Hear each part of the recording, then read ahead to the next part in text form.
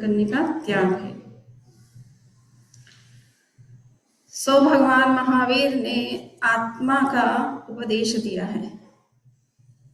सारी दुनिया ईश्वर को समझने में लगी है, भगवान को समझने में कि भगवान कोई होता है। और भगवान महावीर ने कहा कि आत्मा को समझ लो तो भगवान भी समझ में आ जाएंगे, क्योंकि आत्मा से भिन्न कोई भगवान का स्वरूप नहीं होता है। आत्मा का, शुद्ध आत्मा का जो स्वरूप है वही भगवान का भी स्वरूप है। इसलिए तुम अपने भीतर अपने स्वरूप को समझ लो तो तुम्हें वो भी मिल जाएगा जिसको तुम देखना चाहते हो। इसलिए आत्म तत्व पर उन्होंने विशेष बल दिया, क्योंकि सीधे भगवान तो किसी को मिलेंगे भी नहीं। जो अंदर नहीं डूबेगा उसको बाहर में भी भगवान नहीं मिलेगा। कितने भी तीर्थ कर लो, तीर्थ यात्राएं कर लो, नदियों में स्नान कर लो, पूजा कर लो, आरती कर लो, जो भीतर डूबता है उसी को कुछ मिलता है ना। गहरे पानी पेट, जितना गहरे उतरोगे उतना ही आपको मोती मिलते हैं। ऊपर में तो सीपियां मिल सकती है, घोंगे मिल सकते हैं, हाँ, रत्न तो ऊपर होते नहीं है। समुद्र में गहरे उतरने पर ही रत्नों की प्राप्ति होती है, मोती गहरे में जाने पर मिलते हैं। तो वही बात परमात्मा की है। दुनिया का सबसे अनमोल हीरा परमात्मा का स्वरूप जो है वो तो वह गहरे डूबने से मिलता है। ऊपर ऊपर तैरने से तो आप तैर सकते हो, एक किनारे से दूसरे किनारे तो पहुंच सकते हो, किंतु जो मिलना चाहिए उसके लिए कुछ गहरे डूबने की भी जरूरत पड़ती है। सो इसलिए भगवान महावीर ने आत्मा का उपदेश दिया। उनकी परंपरा में आने वाला हर साधु उस आत्म तत्व का ही उपदेश देता है। इसलिए जैन धर्म शुद्ध आध्यात्मिक धर्म है। स्पिरिचुअलिटी ही इसका मेन बेस है ना, स्पिरिचुअलिटी। इसलिए समाज की कोई बात नहीं करता है, सोसाइटी की बात नहीं करता है। तो सोल के ऊपर एम्फेसिस है। इनकी परंपरा में जो भी, भगवान की परंपरा में जो कोई आए, चाहे श्रीमद राजचंद्र आए, चाहे आचार्य भिक्षु आए, चाहे कोई आचार्य आ जाए, सब उस भगवान महावीर परमात्मा का जो बताए हुए मार्ग है उसी का उपदेश देंगे, और उनके उपदेश में जिन तत्वों का विशेष निर्देश है उसी पर बात करेंगे। तो हमने देखा कि श्रीमद राजचंद्र का कहना है कि जिस स्वरूप को समझे बिना जीव अनंत काल से संसार में जन्म और मृत्यु के चक्र में घूम रहा है, उस स्वरूप को पहले हम समझ लें अच्छी तरह से। तो उस स्वरूप को समझने के लिए 6 बातें समझना आवश्यक है। उसमें हमने पहली बात की चर्चा की थी कि आत्मा का अस्तित्व है। कुछ लोग तो मानते ही नहीं कि आत्मा का अस्तित्व है, बस मैटर का अस्तित्व है ऐसा मानते, जड़ तत्व का अस्तित्व है। तो उनके अनुसार मैटर ही सब कुछ है, जीव तत्व कुछ स्वतंत्र कुछ भी अस्तित्व में नहीं है। तो उसका निरसन हमने पहले देख लिया, उसका निराकरण, उसके अगेंस्ट में श्रीमद राजचंद्र जी ने क्या आर्गुमेंट दिए वो देख लिए हैं। दूसरा था कि आत्मा है अगर तो वो नित्य नहीं है। तो ये बुद्धिज्म का व्यू है, बुद्धिस्ट फिलॉसफी।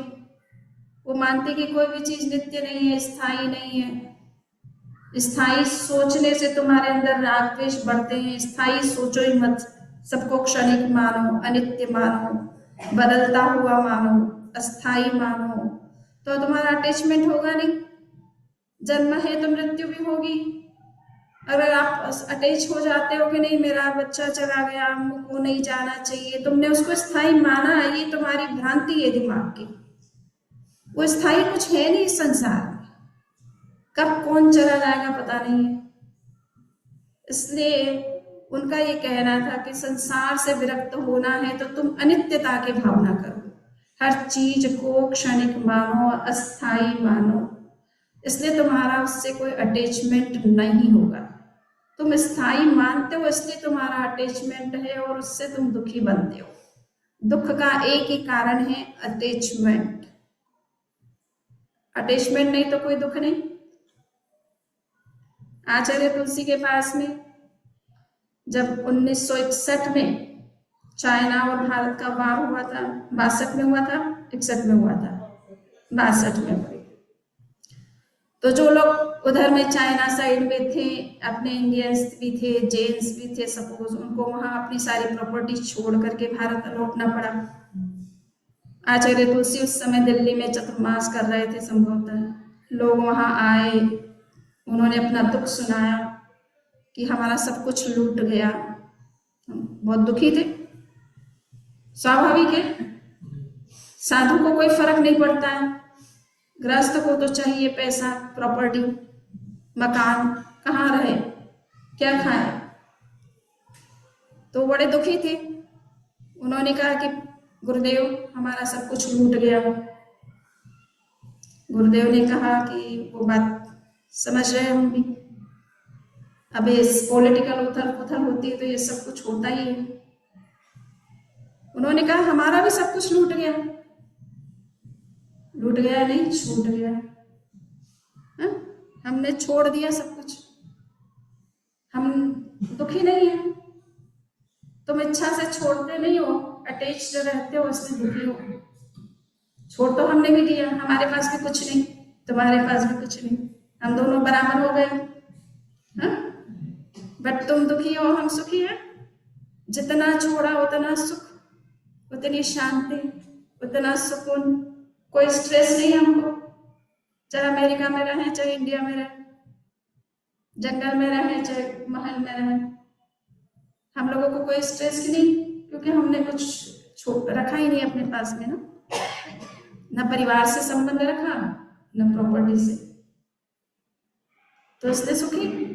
जितना गिव अप करो उतना सुख। वास्तव में तो ये है सिद्धांत, किंतु लोगों को ये समझ में आता कि जितना हो उतना सुखी। विपरीत, यही भ्रांति है, यही मिथ्यात्व है। वास्तविकता तो ये है कि जितना गिव अप करोगे उतना सुखी बनोगे, जितना डिटेच रहोगे उतने सुखी रहोगे, जितने अटैच बनोगे उतने दुखी रहोगे। अटैचमेंट ही दुख का कारण है। इसलिए जैन धर्म को वीतरागता का धर्म कहा जाता है। राग को छोड़ो, अटैचमेंट ही दुख का मूल कारण है। अटैचमेंट ही कर्म बंधन का मूल कारण है। जितना अटैचमेंट उतना व्यक्ति कर्मों से लिप्त होता जाता है। एक ही चीज छोड़ना है, राग, अटैचमेंट, आसक्ति, मेरापन, बस इतना ही छोड़ना है और कुछ गिव अप करना ही नहीं है। सब कुछ होते हुए भी अगर ये नहीं है तो आप सुखी हैं और मोक्ष भी मिलेगा। शतखंड का साम्राज्य भी है तो भी आप मोक्ष प्राप्त कर सकते हो, केवल अटैचमेंट नहीं है तो। Duty for the sake of duty, responsibility समझ करके करो, परिवार के प्रति, समाज के प्रति, देश के प्रति, मानवता के प्रति। अगर आपकी रिस्पॉन्सिबिलिटी के सेंस से आप कुछ करते हो, कॉन्शियसनेस से कुछ काम करते हो, तो अटैचमेंट कम होगा, टेंशन भी कम होगा, तनाव भी कम होगा, प्रॉब्लम्स भी कम होगी। तो वीतरागता, इसीलिए वीतराग बनने की बात। सारी साधना किस लिए? वीतराग बनने के लिए। साधु क्यों बनता है? वीतराग बनने के लिए।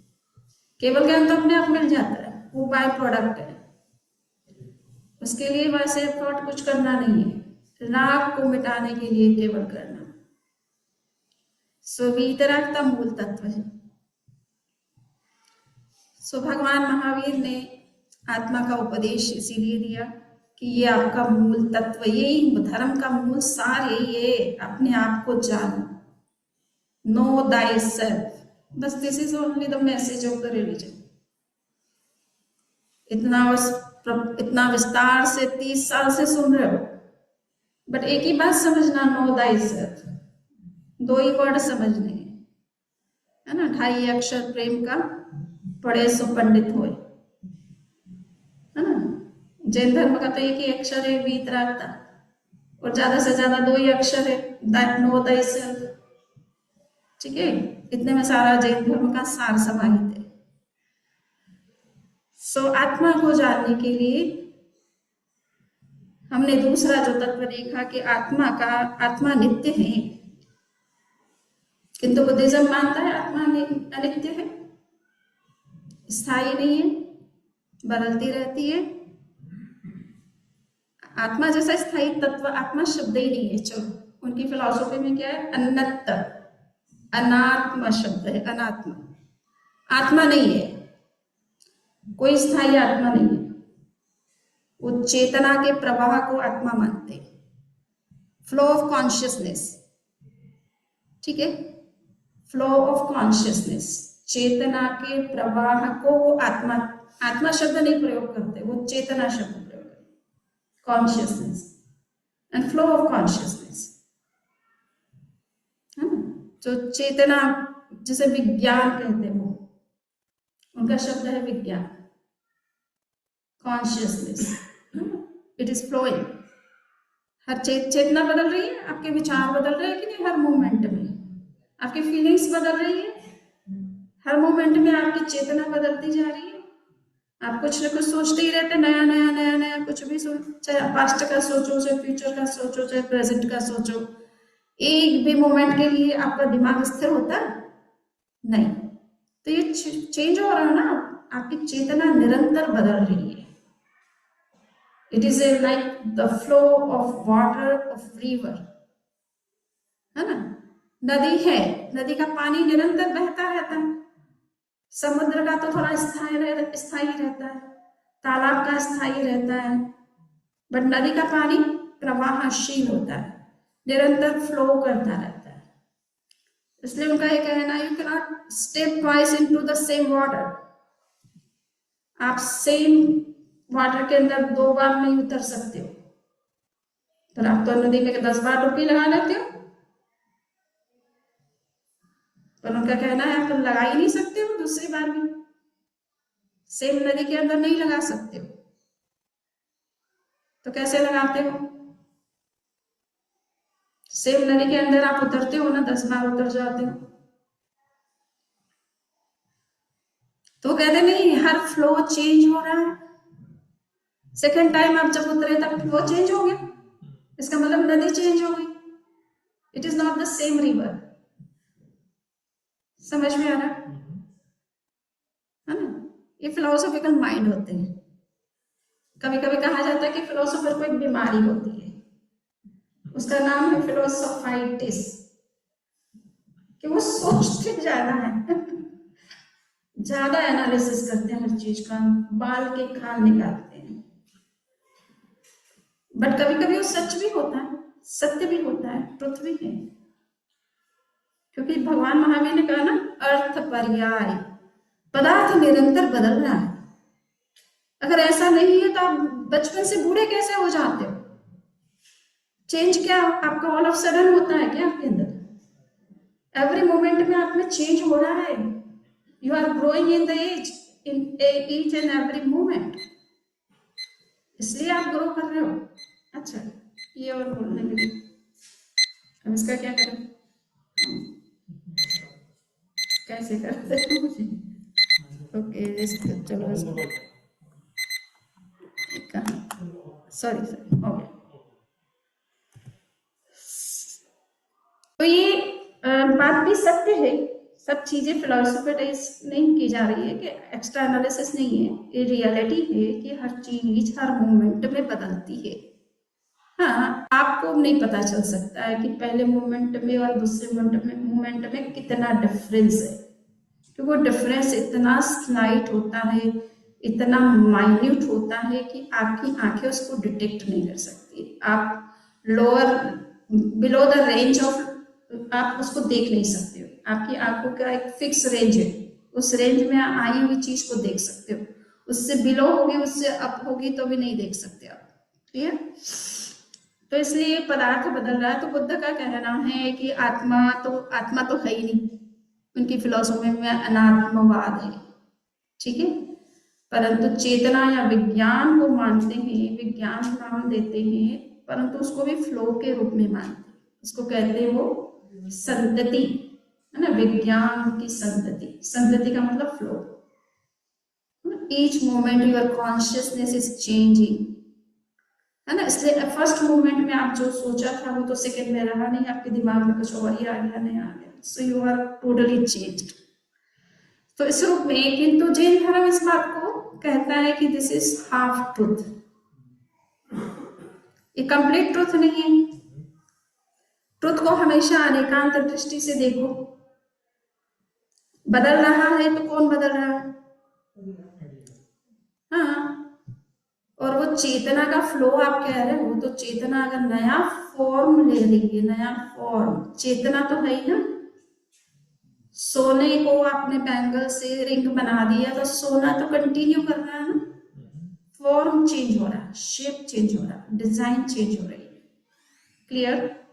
सोना तो कंटिन्यू कर रहा है ना, वही तो सोना है जिस जो रिंग के अंदर आया है, वही था ना जो बैंगल के अंदर था।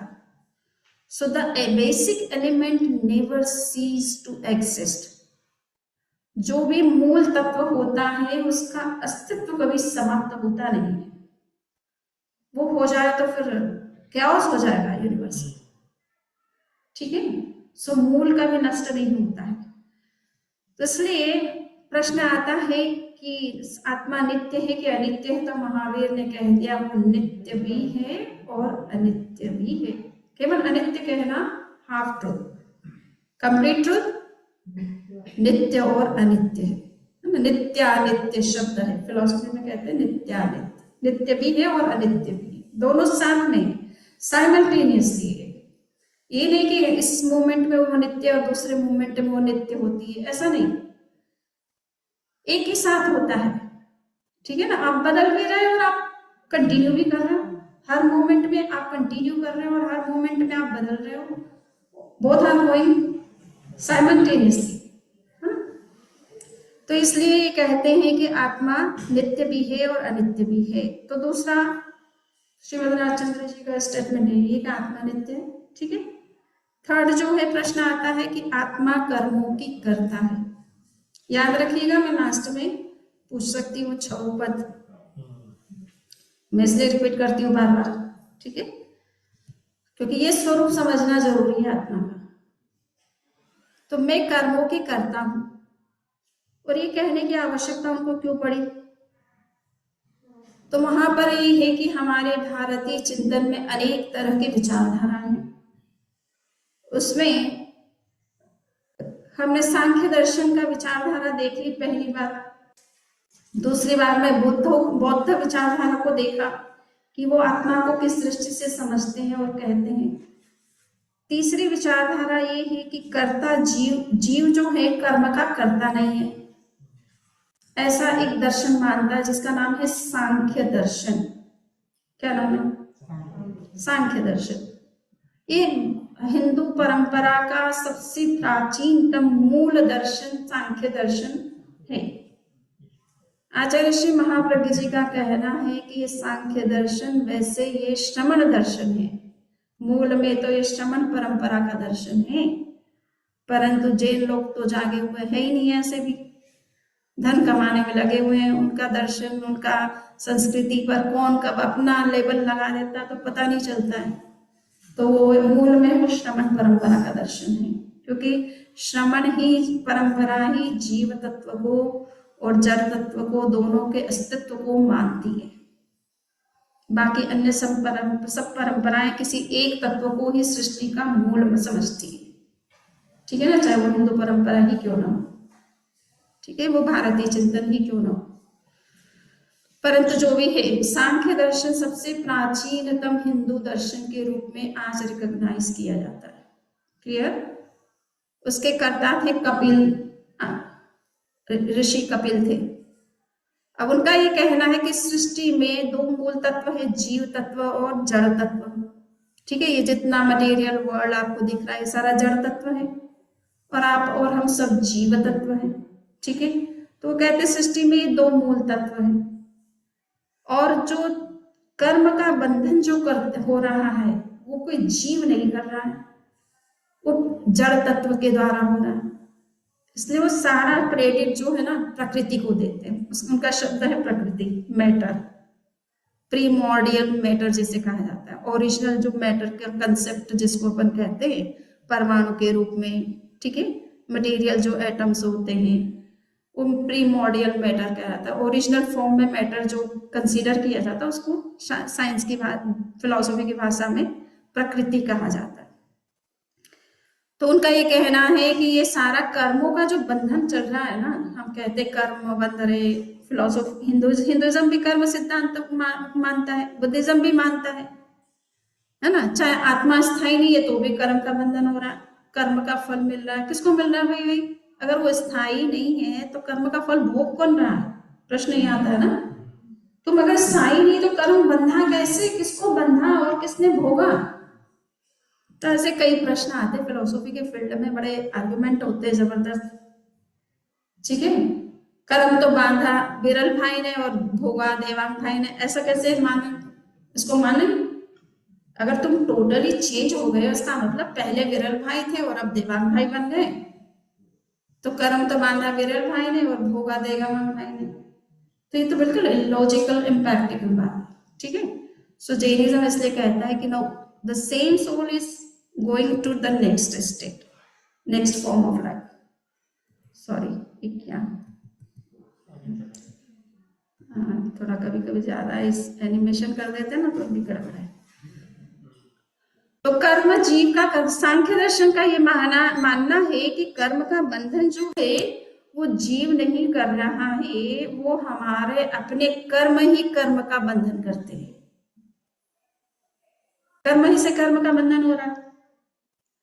कर्ता जीव न कर्म नो, कर्मज कर्ता कर्म। जीव कर्म का कर्ता नहीं है, कर्म ही कर्म का करता है। अथवा सहज स्वभाव का कर्म जीवनो धर्म, या फिर हम ये माने कि कर्म बंधन जो है जीव का स्वाभाविक एक मतलब नेचर है, या तो कर्म का नेचर है कि वो अपने आप जीव को बंधता रहता है, या फिर जीव का ऐसा स्वभाव मान लिया जाए कि उसके सहज ही कर्म बंधते रहते हैं, या तो दोनों तरह से हम मान सकते हैं।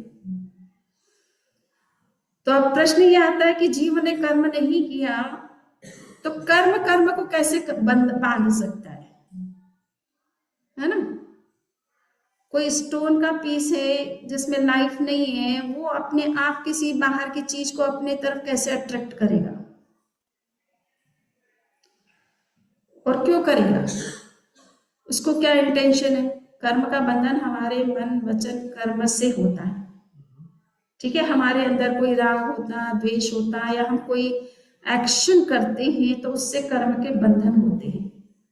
अब इस पत्थर में कौन सा राग है, कौन सा द्वेष है, उसमें क्या एक्शन है? अपने आप में तो वो इनर्ट होता है, उसमें कोई एक्शन नहीं होता है। तो कर्म का बंधन कैसे हुआ, ये प्रश्न बहुत बड़ा है, सबसे बड़ा। कर्म कर्म को कैसे बांधता है, जड़ जड़ को कैसे अट्रैक्ट करता है? जीव में तो प्रवृत्ति होती है, इंटेंशन होता है, वो कर्म का बंधन करता रहता है, राग द्वेष के द्वारा, क्रोध मान माया के द्वारा, कोई तरह की एक्शन के द्वारा, मूवमेंट के द्वारा, वो तो अट्रैक्ट कर सकता है कर्म पार्टिकल्स को, पर जड़ जड़ को कैसे अट्रैक्ट करेगा?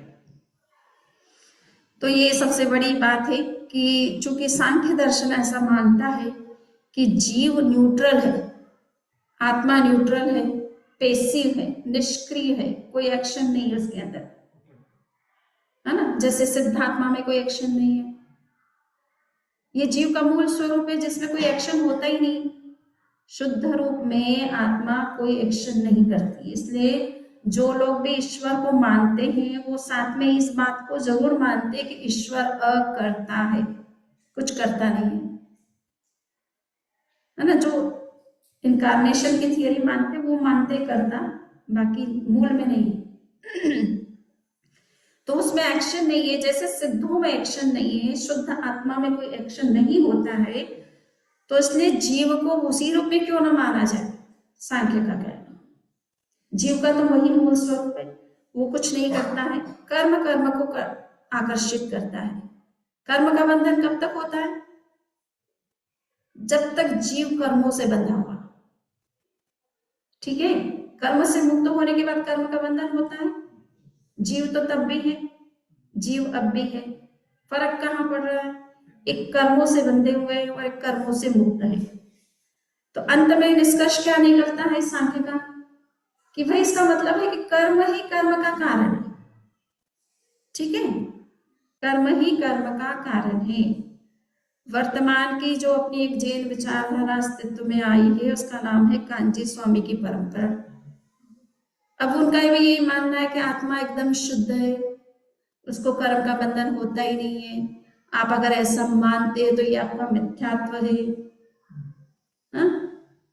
आपको कुछ करना ही नहीं है, इसलिए सामायिक भी मत करो, माला भी मत फेरो, फेरने की जरूरत नहीं। जो समय सार की दृष्टि से बताया है, हाँ। प्रवचन सर जो आता है, हाँ। जो कुलकर्णाचार्य ने लिखा है, तो उसमें यही लिखा है हाँ। कि वस्तु का स्वरूप क्या है, हाँ। और समय सार की अपेक्षा जो शुद्ध निश्चय वास्य है, वो सिर्फ वो ही अपेक्षा से बताया है।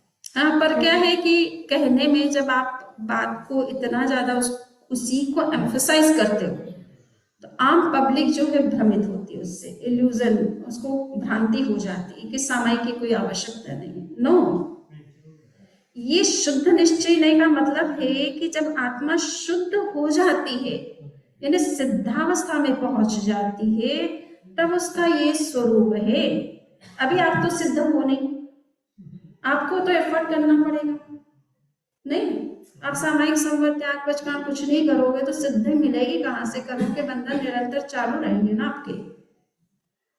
तो इसलिए इतना ज्यादा भी एम्फेसिस मत करो कि उससे आम व्यक्ति रास्ता भटक जाए, क्योंकि आम व्यक्ति तो क्या सीधा मानस होता है, उसको आप ज्यादा फिलोसोफेटाइज करते हो ना, और उसको भी ज्यादा एम्फेसाइज कर देते हो, तो उससे आम व्यक्ति भटक जाता है। हम गए थे गुजरात में, भुज में, और देखा कि लोग जो है सामायिक संवर नहीं, तो वहां तो स्थानकवासी परंपरा इतनी कट्टर है सामायिक की कि सामायिक बिना तो बैठते ही नहीं है, खुला मुंह बैठते ही नहीं है, वो पत्ती के बिना बैठते नहीं है जल्दी से, और सामायिक में इतनी आस्था होती है, परंतु उसको लोग गिव अप करने लग गए। हमने कहा बड़ा ये तो वो होने लग गया, ओवर एम्फेसिस नहीं करना, उसका प्रचार और उसका जो समझना है वो, हाँ, वो आप सिद्धावस्था की बात सिद्ध के रूप में बोलो कि वो सिद्ध की अवस्था है, तुम्हारी नहीं। आपको तो पुरुषार्थ करना पड़ेगा पहले, है ना? नहीं तो तीर्थंकर परमात्माओं को जंगल में रहने की जरूरत ही क्या थी, बताइए? 24 तीर्थंकर को क्यों जरूरत पड़ी जंगल में जाने की? क्यों महल छोड़ करके जाना पड़ा? वो घर में रह करके शुद्धात्मा का ध्यान उनका तो निरंतर ही चलता, उनको तो कोई जरूरत ही नहीं थी जाने की कहीं कुछ पुरुषार्थ करने की। क्यों उन्होंने सावज्जम जोगम पच्चखामी कहा? सारे सावध्य योगों का त्याग क्यों किया उन्होंने? उनको क्या करने की जरूरत? वो तो शुद्ध रूप में ही निरंतर रह सकते थे, उनकी तो वो स्टेटस इतनी हाई थी, हमारी वो तो वो है नहीं। पर परमात्माओं को भी जब इतना पुरुषार्थ करना पड़ा तो हम और आप किस बात की मूली है, बताइए? है ना? बिना पुरुषार्थ के कैसे मुक्ति हो जाएगी किसी की? तो ये जो है वो एक किसी ने बुद्ध से प्रश्न किया कि आप पूजा का, आरती का, इन सब चीजों का, मूर्ति का, इनका समर्थन नहीं करते ऐसा? तो उन्होंने कहा कि ये नदी है, इस नदी को क्रॉस करना है, कैसे करोगे? तो बोले हम नदी में उतर करके जाएंगे, अगर पानी ज्यादा नहीं है तो। पानी ज्यादा है तो नौका का सपोर्ट लेंगे। तो बोले नहीं, आप इस किनारे पे रह करके भगवान की पूजा करो, आरती करो, भक्ति करो, अपने आप ही भगवान आपका वहां पार पहुंचा देंगे। बोले ऐसे थोड़ी होता। तो बोले यही तो हम कहते हैं कि पूजा, आरती, भक्ति ये अपनी एक श्रद्धा का एक स्वरूप है। पुरुषार्थ करो, कर्म से आपको प्राप्ति होगी, यानी आपको कुछ करना पड़ेगा। कर्म में से कर्म बंधन नहीं, पुरुषार्थ, स्वयं को पुरुषार्थ करना पड़ेगा अपनी मुक्ति के लिए। भगवान है अपनी जगह, उनके प्रति आस्था तुम्हारी पूरी होनी चाहिए, उनके वचनों का पूरा आराधन होना चाहिए, बट केवल पूजा आरती को धर्म समझ लेना पर्याप्त नहीं है। पुरुषार्थ से आपको प्राप्ति होगी जो कुछ भी।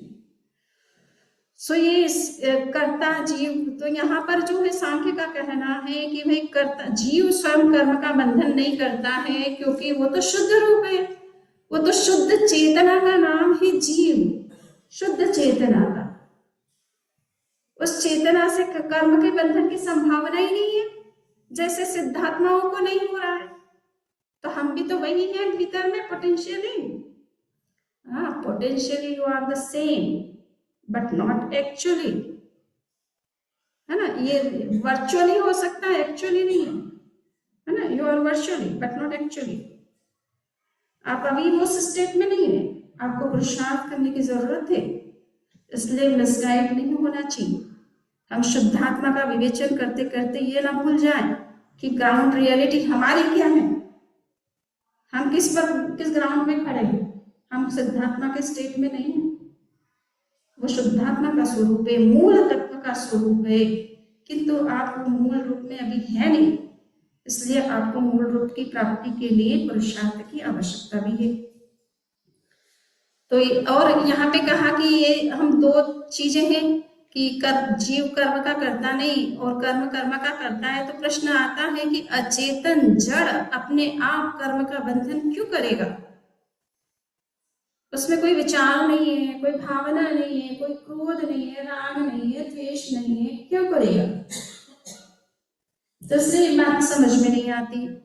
और ये मानो कि कर्म अपने आप ही आत्मा को लग जाते हैं, तो ऐसे तो फिर सिद्धात्माओं को भी लगेंगे, मुक्त आत्माओं भी कर्म से मुक्त नहीं रह पाएगी फिर तो प्रकृति में कुछ करने से होता है, बिना करने से कुछ नहीं होता है। जीवात्मा ने कुछ किया नहीं तो किस लिए कर्म का बंधन होगा? अगर वो कुछ नहीं कर रही है तो क्यों कर्म का बंधन होगा? इसलिए ये बात हमको समझ में नहीं आती है कि कर्म जो है। और फिर दूसरा ये है कि अगर मान ले कि जीव के ये स्वभाव से ही कर्म के बंधन होते रहते हैं, तो अगर जीव का ये नेचर है तो फिर हमेशा ही कर्म का बंधन होते रहना चाहिए, क्योंकि नेचर कभी अलग होता नहीं किसी चीज से। पानी को आप कितना भी गर्म कर ले, कितना भी फ्रीज कर ले, किंतु जैसे ही वो नेचुरल एनवायरनमेंट में आपने रखा, वो अपने मूल नेचर में आ जाता है, क्योंकि अपना मूल नेचर पदार्थ कभी नहीं छोड़ता है। ठीक है ना? कितना भी आप कर लो, वो मूल नेचर को छोड़ेगा नहीं।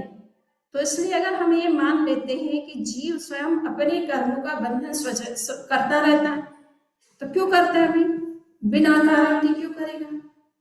और अगर बिना कारण करता है, इसका मतलब ये उसका स्वभाव है, और अगर उसका ये नेचर है तो वो नेचर कभी छूटेगा नहीं, वो हमेशा उसमें रहेगा। तो मोक्ष की फिर जरूरत ही क्या उसको? क्यों जाए मोक्ष? मोक्ष का प्रश्न फिर बेकार। सो इसलिए ये सिद्धांत सही नहीं मानते। तो दूसरा तर्क है, इस शिष्य, इसको कहते हैं मोनो एक्टिंग कहते हैं ना। श्रीमद रामचंद्र जी जो है मोनो डायलॉग कर रहे हैं। मोनो डायलॉग यानी खुद इस शिष्य के रूप में क्वेश्चन रेस कर रहे हैं और खुद ही उसका आंसर कर रहे हैं। बट ये क्वेश्चन रेस इसलिए कर रहे हैं कि ऐसी विचारधारा दुनिया में आत्मा को लेकर चलती है, जिसका आंसर हम जैन दृष्टि से दे रहे हैं। ठीक है ना? आत्मा सदा असंग ने करे प्रकृति बंध, अथवा ईश्वर प्रेरणा तेथी जीव अबंध। ये न्याय और वैशेषिक नाम के दो फिलोसॉफी हैं हिंदू ट्रेडिशन के अंदर। एक है सांख्य और योग। तो सांख्य की बात हमने पहले कर ली, है ना। और योग फिलोसॉफी का विशेष रूप से वर्तमान में जो हिंदू परंपरा का ध्यान, मेडिटेशन, योग, बाबा रामदेव जी का जो कुछ देख रहे हो, ये सारा योग फिलोसॉफी से निकला है। ठीक है? तो ये दो फिलोसॉफी ब्रदर फिलोसॉफी मानी जाती है। दूसरी दो है न्याय और वैशेषिक, ये भी हिंदू परंपरा की ब्रदर फिलोसॉफी मानी जाती है। इनकी विचारधारा सेम है। ठीक है? इनकी फिलोसॉफी एक ही है। तो उनका ये कहना है कि आत्मा जो है सदा असंग है। असंग यानी उसको कर्म का बंधन होता ही नहीं है, वो तो सदा बिल्कुल निर्लिप्त है। जो कुछ बंधन हो रहा है वो प्रकृति यानी जड़ के कारण, कर्मों के कारण से ही अपने आप हो रहा है। और या इसको ऐसा मान लो कि ईश्वर की प्रेरणा से हो रहा है जो कुछ कर्म है ना। जीव कुछ नहीं कर रहा है, ईश्वर जैसा कहता है वैसा जीव नाचता रहता है। जीव कठपुतली है ना। ईश्वर के हाथों की कठपुतली है, पपेट है। जैसा उसको ईश्वर नचाता वैसा नाचता रहता है ना। सो ईश्वर प्रेरितो ही गच्छे स्वर्गम वा स्वभ्रमेम वा, उनका सिद्धांत कि ईश्वर की प्रेरणा से जीव स्वर्ग जाता है और ईश्वर की प्रेरणा से जीव नरक जाता है। ये यहाँ वेस्टर्न रिलीजन का कंसेप्ट है। जन्नत जाएगा या जहन्नुम में जाएगा, ये ईश्वर डिसाइड करेगा। सारा अधिकार जो ईश्वर के हाथ में दे दिया। अगर ऐसा है तो फिर जीव जीव क्यों कर्म का फल भोगे? उसने तो कुछ कर्म किया नहीं, उसकी कोई इच्छा थी नहीं। अब ईश्वर ने जैसे कहा वैसा करना पड़ा। आप जॉब करते हैं, सर्विस करते हैं, आपके बॉस जो भी हैं, मैनेजर है या खुद ही आप मालिक है, सपोज आपके अंडर में जो भी वर्कर्स हैं, उनको आप जो आदेश देते हैं वो करते हैं। वो बेचारे रिस्पॉन्सिबल क्यों कि कैसे उस काम करने से नुकसान हो रहा है या आपको प्रॉफिट हो रहा है, तो सारा क्रेडिट तो आप ही को जाता है ना। प्रॉफिट होता है तो आप ही उसको लेते हो ना। तो वर्कर्स का क्या जिम्मेदारी इस काम के प्रति? कुछ नहीं, आपने की कहा कर दिया, अब उनकी क्या जिम्मेदारी? उनको रिजल्ट तो नहीं मिलता है ना, प्रॉफिट में तो उनको जाता है, नुकसान हुआ तो भी आप ही का जिम्मेदारी, उनकी कोई जिम्मेदारी नहीं है। तो जीव की फिर जिम्मेदारी कहाँ रही जब ईश्वर को हम मान लेते हैं कि ईश्वर के कहने से जीव कुछ करता है, अपने आप कुछ नहीं करता है, ईश्वर के चलाए ही सारा संसार चलता है। जो ये मानते ना ईश्वरवादी कि ईश्वर को उन्हीं ने बनाया, वो ही चलाता है और वो इसको नष्ट भी करता है। इंसान जो कुछ कर रहा है वो ईश्वर की इच्छा से करता है, अपनी इच्छा से कुछ नहीं करता है। अच्छा, तो प्रश्न है कि फिर ईश्वर क्यों भोगे कर्मों के फल? वो तो अपनी इच्छा से कुछ नहीं कर रहा है। तो ये सारे प्रश्न आते, हम क्यों इन सिद्धांतों को नहीं मानते? इसका रीजन समझना है कि ईश्वर के चलाने से अगर दुनिया चलती है, ईश्वर के कहने से सब कुछ होता है, ईश्वर के चाहने से सब कुछ होता है, तो फिर आप अपने जीवन में सुखी दुखी क्यों बनते हैं? हाँ, और ये भेदभाव क्यों है? कोई गोरा है, कोई काला है, कोई स्वस्थ है, कोई अस्वस्थ है, कोई मनुष्य है, कोई पशु है, कोई कुछ है, कोई कुछ है, किसी की लाइफ में क्या प्रॉब्लम है, किसी की कुछ है ना? इतना डिफरेंसेस भी क्यों है? फिर भगवान तो इतनी महान चीज होती है, वो तो किसी में कोई डिस्क्रिमिनेशन नहीं करती है, वो तो सबको समान अधिकार देती है, समान बनाती है, समान क्वालिटीज डालती है। तो फिर ये अंतर क्यों आ रहा है? ये भी प्रश्न आता है सबसे बड़ा कि अंतर क्यों है, एक जीव और दूसरे जीव में इतना अंतर क्यों है, उनके नेचर में इतना डिफरेंसेस क्यों है, उनकी प्रॉब्लम्स में इतना डिफरेंसेस क्यों है, उनके लाइफ में इतने डिफरेंसेस क्यों है, उनके फॉर्म्स ऑफ लाइफ क्यों डिफरेंट है इतने, ये सब कुछ क्यों है? ईश्वर तो महान चीज है, उसका किससे क्या लेना देना है कि वो एक को तो अच्छा बनाए दूसरे को गरीब बना दे? उसको तो कोई मतलब नहीं, उसके सारे बंदे ईश्वर के ही सारे बंदे, तो फिर क्यों वो इसमें और उसमें भेद करेगा? उनको क्या फर्क पड़ेगा कि वो गरिमा को बनाए या मनुष्य को बनाए, किसी को भी बनाए, दोनों को समान राइट देंगे ना वो तो। सो ये प्रश्न आते हैं, इसलिए ये कहना भी सही नहीं है कि ईश्वर के द्वारा ये सृष्टि बनाई गई, वही चलाता है, वही उसके कहने से ही सब कुछ करते हैं। और कभी कभी आप हिंदू ट्रेडिशन के ऐसे जो मिथ्स हैं पढ़ेंगे तो उनका यही कहना है कि अगर कोई असुर भी बना है तो मेरी इच्छा से, यानी मैं ही हूँ जो असुर के रूप में रोल प्ले करता हूँ, मैं ही हूँ जो वासुदेव के रूप में या देव भगवान के रूप में रोल प्ले करता हूँ, है ना? तो असुर भी मैं ही हूँ और देवता भी मैं ही हूँ। तो ऐसी जो लैंग्वेज में बात होती है, तो जैन का कहना है कि नहीं, आपके अपने कर्म हैं, उन कर्मों के कारण से आपके डिफरेंसेस है। अगर भगवान ने बनाया होता तो सबको एक ही जैसा बनाया होता, सबकी कंडीशन एक जैसी होती है ना? जन्म दिया है तो मृत्यु क्यों देता वो किसी को?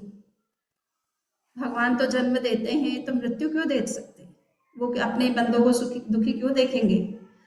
सो ये बातें जो है वो चित्त में बैठती नहीं है कि ऐसा होता है। सो ये अभी श्रीमद राजचंद्र जी जो है एक तरह से ओपोनेंट बन करके, जिसको कहते हैं ना विपक्ष, इसको कहते हैं पक्ष और विपक्ष, फिलोसफी में दो होते हैं, थीसिस और एंटीथीसिस होता है। सो ये आर्ग्यूमेंट जो है विपक्ष के रूप में कर रहे हैं कि जो जैनिज्म के कंसेप्ट को नहीं मान रहा है, उसको क्वेश्चन है कि ये कर्म के बंधन जो है जीवात्मा नहीं कर रहा है, या तो ईश्वर की इच्छा से हो रहा है, या कर्म ही कर्म का बंधन कर रहा है, या कर्म स्वाभाविक रूप से जीव को के साथ जुड़ जाते हैं, जीव का इसमें कोई रोल नहीं है, जीव तो सदा शुद्ध है, चेतना है, शुद्ध चेतना है। ठीक है, तो माटे मोक्ष उपाय नो कोई न हेतु जनाए, कर्म तनु कर्तापनु का नहीं जाए, है ना। तो अब इसलिए उस शिष्य का प्रश्न है कि फिर मोक्ष की बातें करने से क्या फायदा, बताइए। जब जीव ने कर्म का बंधन किया ही नहीं तो उसको किस लिए मोक्ष करना है? वो शुद्ध ही है तो मोक्ष किसको जाना है? वो तो मोक्ष में ही है। इहेव मोक्षः सुविहितानाम, आचार्य हरिभद्र का संभवतः श्लोक है कि धरती पर ही मोक्ष है। जो अच्छा जीवन जीते हैं, कोई गलत काम किसी के साथ नहीं करते हैं, अच्छे जीवन जी रहे हैं, ऐसे सब चरित्र लोगों के लिए तो धरती पर ही मोक्ष है ना। उसको क्या मोक्ष की जरूरत है? तो ये तो उनकी एक अलग कंसेप्ट है। परंतु जो लोग ये मानते हैं कि आत्मा शुद्ध ही है तो उनको भी मोक्ष क्यों जाना है? गांधी स्वामी के लोगों को मोक्ष क्यों जाना है? आत्मा अगर शुद्ध है तो किसी को जाना है मोक्ष? स्वयं आप मुक्त ही है ना, आपको बंधन हुआ ही नहीं, आप असंग है, कर्मों से लिप्त हुए ही नहीं है, कर्मों से बंधे नहीं है, आप कर्मों से अलग है, सेपरेट है ना। वो कहते हैं कि गाय के गले में जो ना रस्सी बांधी जाती है, बांधी होगी कभी? गाय नहीं रखते हो? हाँ, गाय और भैंस तो आपने रखी नहीं कभी, रखी क्या? इंडिया में रखी होगी बट हम तो बचपन में थे तो हमारे घर गाय भी थी, भैंसे भी थी, तो रस्सी डालना ही पड़ता था गले में। पर रस्सी जब डाली जाती है तो उसको बांध करके आप उसको डालते हो तो रस्सी में नोट लगता है, तो किस पे लगता है? गाय के गले पर नोट लगता है, रस्सी पे लगता है तो यही कहना है कि कर्म ही कर्म को बांधता है, जीव को कर्म नहीं बांधता है। ठीक है, जीव को कर्म ने नहीं बांधा, कर्म ने ही कर्म को बांधा है। ऐसा जो मानते हैं उनके लिए ये प्रश्न खड़ा होता है, फिर उनको मोक्ष क्यों चाहिए?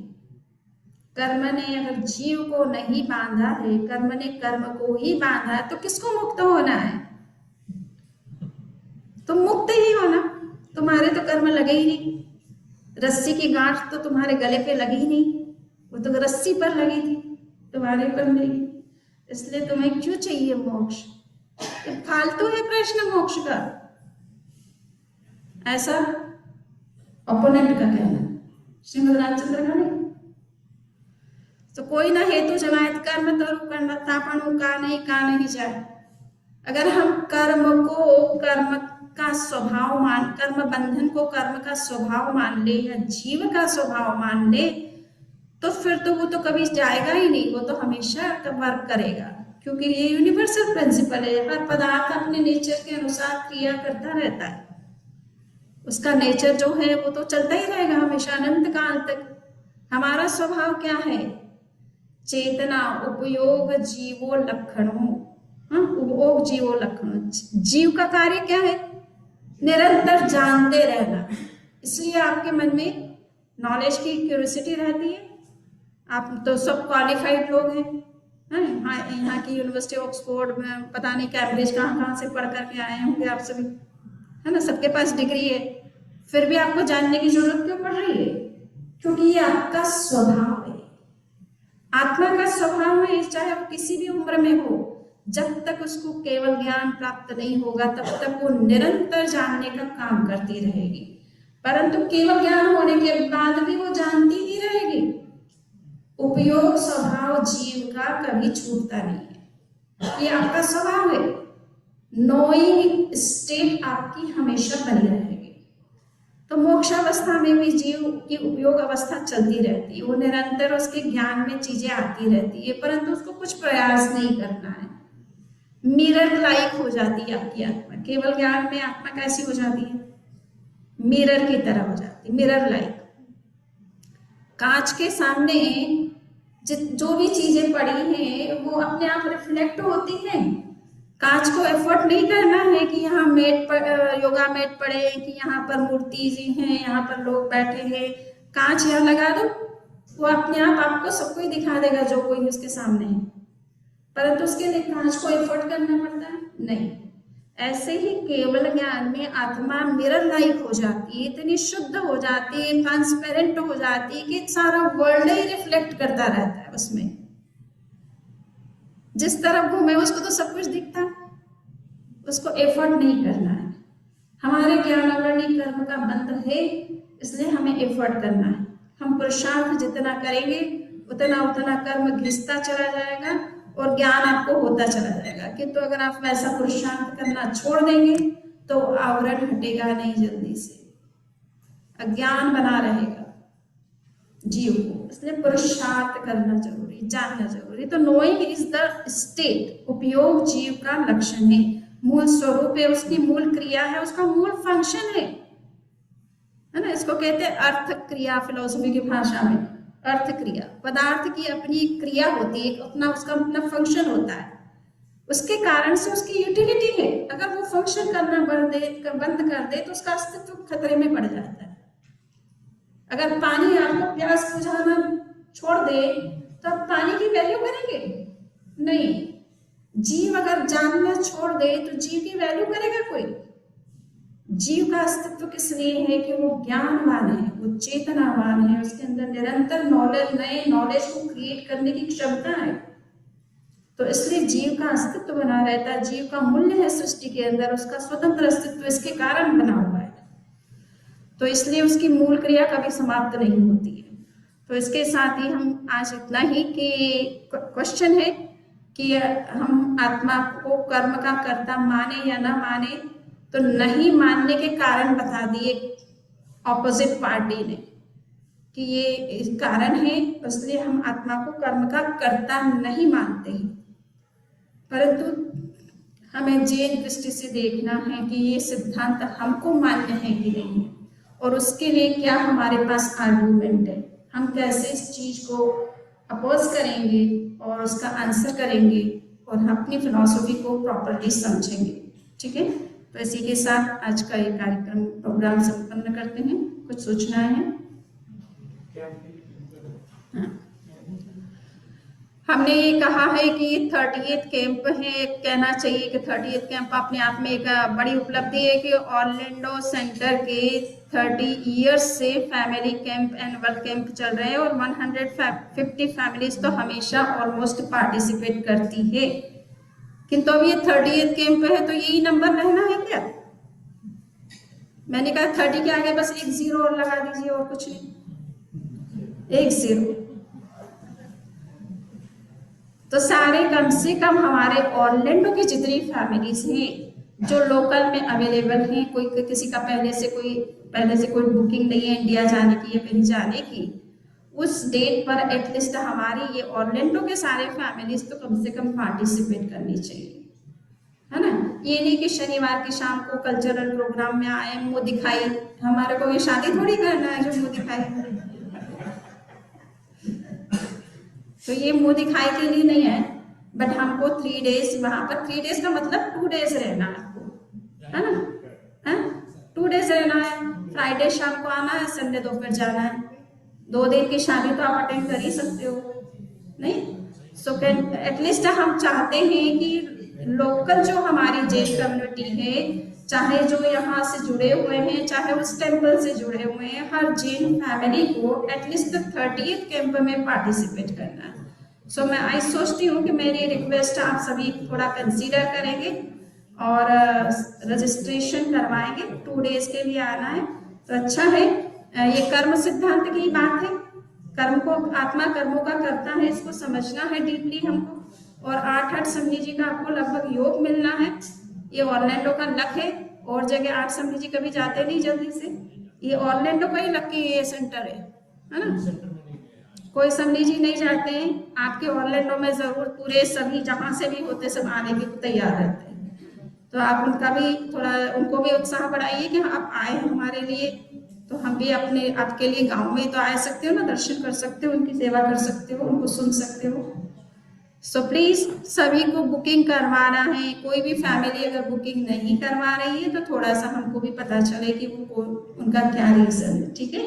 बट मेरी रिक्वेस्ट है आप सबसे, बहुत ही हम्बल रिक्वेस्ट है कि 2 दिन के लिए आप जरूर, लॉन्ग वीकेंड है, आपका ऐसे भी कोई ऑफिशियल वर्क भी नहीं होता है और कहीं कुछ बात नहीं है।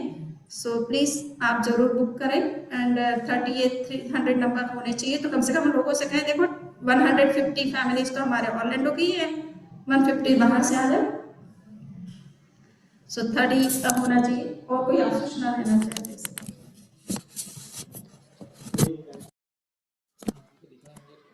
ओके, ठीक है जी। जय जितेंद्र। मंदावी ने वैसे तो कैंप के बारे में सब बता दिया, और एक चीज भी है कि इस बार हम कैंप के दौरान मेडिकल कैंप भी करने वाले हैं। तो you will be able to get free services from some good specialist doctors, जैसे कार्डियोलॉजिस्ट है, न्यूरोलॉजिस्ट है, अपने देवेंद्र भाई यहाँ पर है गैस्ट्रोएंट्रोलॉजिस्ट, और शायद साइकियाट्रिस्ट भी। So please take advantage of this. It will be available Friday afternoon just before the camp and Sunday afternoon after the camp ends. So please take it, but you have to register for the camp to avail this services. ऐसा नहीं है कि Friday afternoon आके फिर चले जाएंगे, अभी Sunday को आएंगे वापस। नहीं, उनको दिखाई नहीं करना है, ये हमने पहले ही कह दिया, क्योंकि हम तो कोई शादी वादी अरेंज करते नहीं हैं। हम तो पूरे भक्त बनाते हैं, किसी को भी बनाते तो। अगर आपने देखा नहीं है, एक कैंप का फ्लायर है, we have sent many times. यहाँ पे 6 समनी जी के फोटो, लेकिन और मायामी वाले समनी जी भी आने वाले हैं अभी, तो we have 8 समनी जी। जैसे बंदा मैंने बताया, किसी और सेंटर में 8 समनी जी एक साथ जाते नहीं है, तो ये बहुत बड़ी बात है। हाँ, ये क्या है, इसको डाउनलोड करना पड़ेगा, तभी ये इस पे नहीं हो। सॉरी हो जाएगा, इसको पकड़ के। So 16 to 18 January, Friday Saturday Sunday, और टॉपिक भी यही रखा है, साइंस ऑफ कर्मा। तो we can't control others' action, we always have the power to choose our response, and that choice shapes your destiny. हम उन्हीं कर्मों के कर्ता हैं, अपने भाग्य के निर्माता हैं। हम अपना भाग्य, अपना लक कैसा बनाना चाहते हैं, it is all in our head, it is our own choice. Free action, free choice and free will. Okay, so ये कर्म सिद्धांत का मूल आधार। ठीक है, मंगल पाठ। चत्तारि मंगलम अरहंता मंगलम सिद्धा मंगलम साहु मंगलम केवली पुण्डतो धम्मो मंगलम। चत्तारि लोकोत्तमा अरहंता लोकोत्तमा सिद्धा लोकोत्तमा साहु लोकोत्तमा केवली पुण्डतो धम्मो लोकोत्तमो। चत्तारि शरणं प्रवज्जामि अरहन्ते शरणं प्रवज्जामि सिद्धे शरणं प्रवज्जामि साहु शरणं प्रवज्जामि केवली पुण्डतं धम्मं शरणं प्रवज्जामि।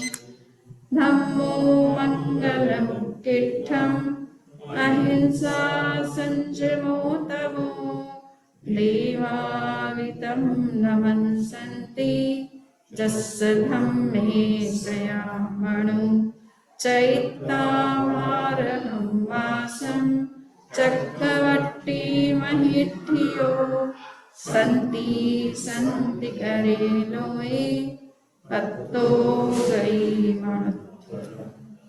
देवदानव गंधर्वा जक्षरक्षस किन्नरा ब्रह्मयारिं नमन्सन्ति दुःखरं चेकरन्ति तं। मंगलं भगवान् वीरो मंगलं गौतमो गणी मंगलं सूलिभद्राद्यः जैन धर्मोऽस्तु मंगलं। मंगलं मतिमानभिक्षु मंगलं हारमल्लकः मंगलं रायचन्द्राद्यः मंगलं तुलसी गुरु महाप्रज्ञोऽस्तु महाश्रवणोऽस्तु मङ्गलम् विघ्नहरण मङ्गलकरण सामवीक्षुनो नाम गुणोलक स्मरण किया सरे अचिंत्यात्मा सरे